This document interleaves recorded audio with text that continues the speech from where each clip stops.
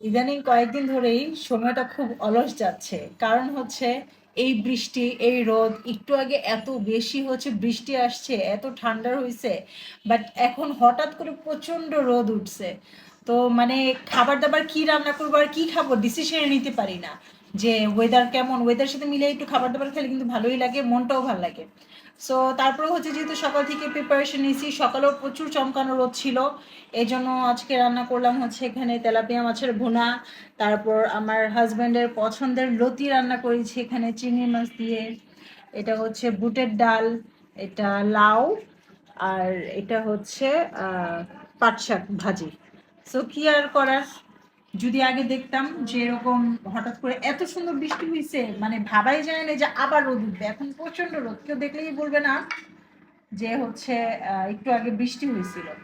আমি হচ্ছে এখন তেলাপিয়া মাছের মাথা নিব, কারণ এই তেলাপিয়া মাছের মাথা আমার খুব পছন্দ, খুব।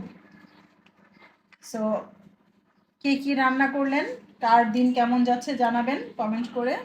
খাওয়া দাওয়া করি, সবাই ভালো থাকেন, দোয়া করেন আমার জন্য।